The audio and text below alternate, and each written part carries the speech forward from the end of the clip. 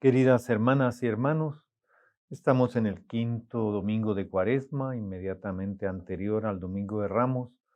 Se va acercando el final de este periodo y las lecturas que la Iglesia nos propone el día de hoy nos invitan a reflexionar, a alegrarnos, pero también a examinarnos.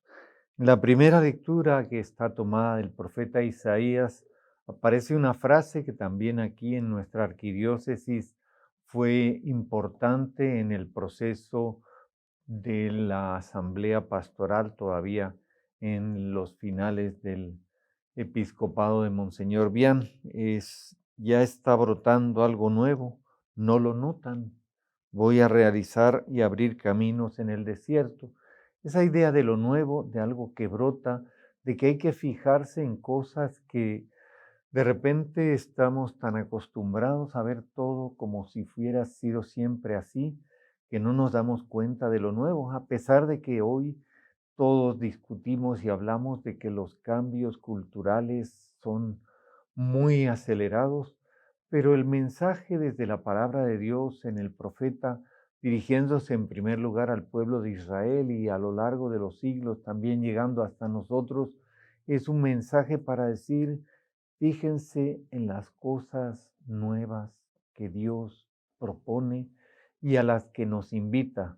A veces no nos fijamos, a veces creemos buscar a Dios y no nos damos cuenta de que Dios nos habla desde expresiones y realidades que tal vez antes no estaban, pero que sí son importantes y que nos llaman, por lo tanto, a tener los oídos abiertos y los ojos abiertos para darnos cuenta de lo nuevo que viene, de lo nuevo que aparece, porque el pueblo que me he formado proclamará mis alabanzas, dice también el profeta. La segunda lectura es un texto muy hermoso de la carta de Pablo a los Filipenses y creo que es un texto que nos enraiza nuestro cristianismo en donde debemos tener puesto el centro y la raíz de él. Está escribiendo Pablo y está hablando de su experiencia, de cómo él, habiendo sido un hombre religioso en un horizonte judío, va a tener un encuentro y un encuentro que le va a cambiar la vida. Todo lo que era valioso para mí lo consideré sin valor a causa de Cristo.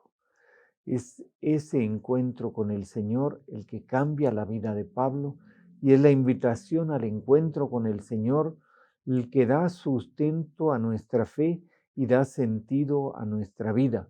El encuentro con Cristo en el que, como Él mismo nos va a decir, el bien supremo consiste en conocer a Cristo Jesús, un bien supremo que mucha gente no alcanza, que otros se que habían quedado con imágenes desvaídas de Cristo y sin embargo no conocían la realidad del Señor Jesús.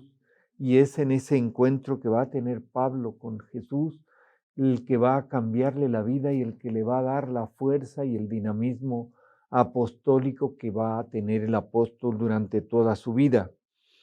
Es la fe en Cristo Jesús con la que Dios hace justos a los que creen. Es la fe en Cristo Jesús. Ese es el centro de nuestra fe y es el centro de nuestra identidad cristiana. Y el evangelio que domingo hemos leído es el de la pecadora, el de la adúltera, y es la escena que nos cuenta San Juan, en donde se le acercaba una multitud, él estaba enseñando, pero entonces vinieron escribas y fariseos con vistas de ponerle trampas a Jesús, y en este caso es jalando a una mujer sorprendida en adulterio y diciéndole: bueno, Moisés nos mandó en la ley apedrear a estas mujeres. ¿Tú qué dices? La pregunta de fondo es: ¿te crees por encima de Moisés? ¿Te crees con capacidad de hacer algo que Moisés había establecido y que de alguna manera formaba parte de una cultura, de una tradición a la que literalmente se agarraban escribas y fariseos de que el Evangelio nos habla, pero Jesús va a humanizar la escena. No es para ver qué dice este código, este artículo, este acápite, es cómo responder en el nombre de Dios a esta situación. Y ahí es donde Jesús va a darse cuenta de que ante la trampa va a responder como ellos no esperaban. No contestó primero, se agachó y se puso a escribir con el dedo ahí en el polvo. Y cuando ellos insistían, él como que estaba así al margen, les dijo, bueno, entonces quien no tenga pecado de ustedes, que le tire la primera piedra. Y ante esa pregunta, ante esa afirmación de Jesús, se nos dice que se fueron retirando, empezando por los más viejos, hasta que dejaron solos a Jesús y a la mujer. El hecho de que esta mujer hubiera cometido adulterio, de que hubiera sido sorprendida, de que la llevaran donde Jesús, va a culminar en esta escena en que le dice, mujer, ¿dónde están los que te acusaban?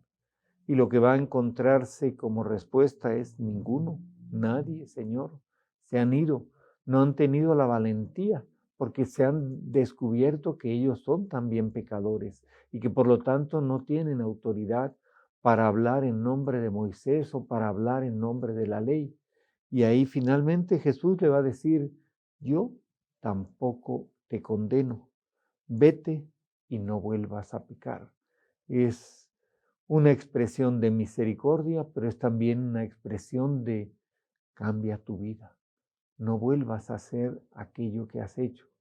No sabemos la historia de esta mujer, no sabemos de otras circunstancias, pero sí sabemos de la manera en que Jesús la trata con respeto,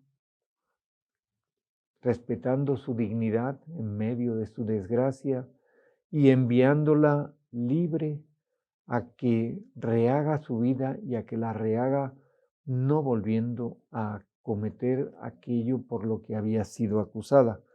Al final, este Evangelio nos deja entonces un rostro de misericordia de Jesús y un rostro de cómo a Jesús le resulta antipática la hipocresía con la que vienen a presentar a esta mujer como víctima aquellos que tienen que irse retirando porque son pecadores, comenzando por los más viejos.